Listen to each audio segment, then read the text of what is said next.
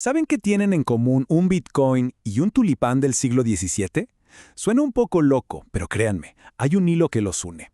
La historia, sobre todo cuando hay dinero y emociones de por medio, tiene esta extraña forma de repetirse. Hoy justamente vamos a desentrañar ese patrón que parece no pasar de moda. Para entender bien este ciclo, empecemos con algo súper reciente. Una montaña rusa financiera que seguro muchos tienen fresca en la memoria. Ocupó todos los titulares, ¿no? Y bueno, no fue hace tanto tiempo. A ver, recordemos, año 2017, el precio de un solo Bitcoin llegó a tocar los $20,000. ¡Una locura! La conversación en todos lados era sobre cómo hacerse rico de la noche a la mañana. Parecía que una nueva era financiera estaba a la vuelta de la esquina. Pero lo que sube a veces baja. Y vaya que bajó. Para el 2018 ese mismo Bitcoin valía apenas $3,000. Uf, un golpe de realidad tremendo sobre su volatilidad y, bueno, el dolor que puede generar una caída así. Esta dinámica de euforia y pánico, ¿le suena? Bueno, resulta que esta historia no es para nada nueva. De hecho, es una historia que tiene 400 años. Y para conocerla, tenemos que viajar en el tiempo, a la Holanda del siglo XVII. Así es, vamos a meternos de lleno en la Edad de Oro holandesa. Imaginen un lugar que era el centro del mundo, con un poder económico y cultural increíble. Y justo ahí, una flor, se convirtió en el centro de una de las fiebres especulativas más famosas de la historia. Ok, ¿y cómo pasó todo esto? Es una historia fascinante. A ver, todo empieza a finales del siglo XVI, cuando los tulipanes llegan desde el Imperio Otomano a Europa y ¡puf!, se vuelven la sensación. Para principios de 1600 en los Países Bajos, tener tulipanes era un símbolo de estatus y riqueza. Luego, entre el 34 y el 36, la cosa se salió de control.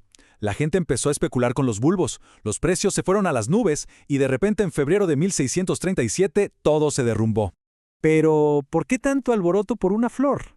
Bueno, aquí viene lo mejor de la historia. Los tulipanes más caros y codiciados eran los llamados tulipanes rotos. Tenían estos patrones de colores únicos, como rayas o manchas. ¿Y saben qué causaba esa belleza? Un virus de mosaico. O sea, lo que los hacía tan especiales y caros era, irónicamente, una enfermedad. Increíble, ¿no? Para que nos hagamos una idea de la locura, un solo bulbo de tulipán, uno solo de los más raros, podía costar lo mismo que una casa de lujo en Ámsterdam, o que 12 acres de tierra. Imagínense, era el equivalente al sueldo de un comerciante rico de todo un año. La gente de verdad vendía todo lo que tenía para poder comprar un bulbo.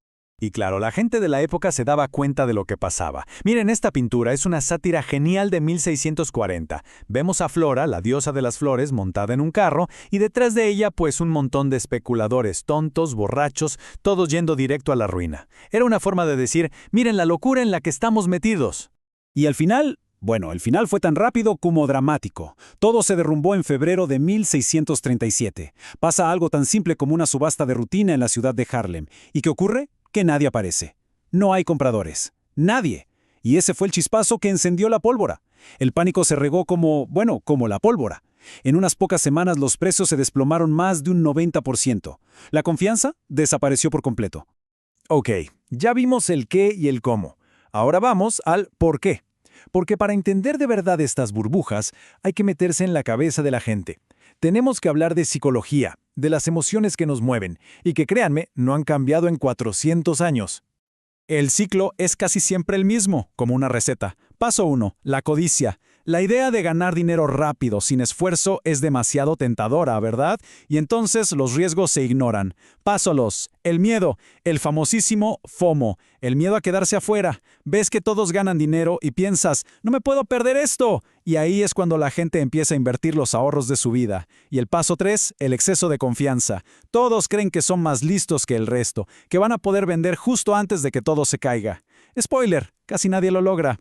Y para que vean que no es invento, escuchen esto. Es de un panfleto de la época. Alguien decía, he ganado más de 60,000 florines en un lapso de 4 meses. 60,000 florines. Imaginen escuchar a su vecino decir eso. La tentación de entrarle al juego tenía que ser brutal. Y aquí va otro dato alucinante. La mayoría de estas transacciones ni siquiera eran con los bulbos físicos. No, se hacían en tabernas, en bares. Lo que la gente compraba y vendía eran contratos a futuro, promesas de bulbos que en muchos casos todavía estaban plantados en la tierra. Los holandeses lo llamaban windhandel, que se traduce literalmente como comercio de viento. Estaban vendiendo aire, totalmente desconectado de la realidad.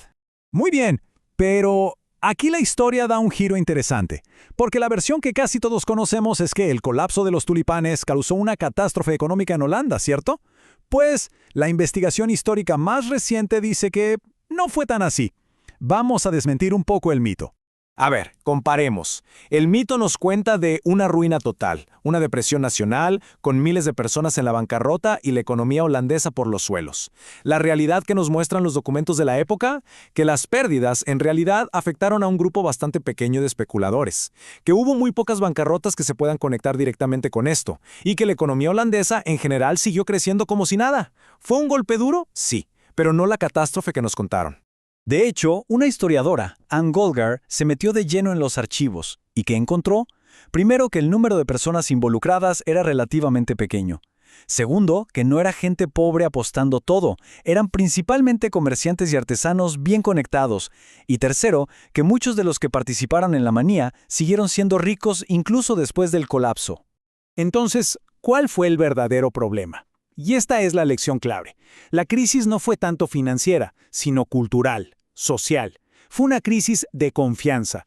Piensen en esto. Era una sociedad basada en el crédito, en la palabra, en las promesas, y de repente nadie quería cumplir sus contratos. La gente dejó de confiar en los demás. Ese fue el verdadero daño, mucho más profundo que el dinero perdido. Y así, volvemos al presente, cerramos el círculo. Porque, ¿de qué nos sirve toda esta historia de tulipanes de hace 400 años? ¿Qué lecciones podemos sacar para hoy? Hay una frase de Thorsten Denning, autor de un libro sobre esto, que lo resume perfecto. La tecnología puede cambiar, pero la psicología del inversor permanece igual. Y es que da igual si hablamos de un bulbo de tulipán, de acciones de una empresa de Internet o de un código digital. La tecnología es distinta, pero las emociones que nos impulsan, la codicia, el miedo, esas son las mismas. Así que la próxima vez que aparezca algo, un nuevo activo, una nueva tecnología que prometa cambiar el mundo y hacer millonaria a la gente de la noche a la mañana, vale la pena detenerse a pensar. ¿Estamos viendo una auténtica revolución? ¿O simplemente estamos a punto de repetir una historia que, como vimos hoy, ya tiene siglos contándose?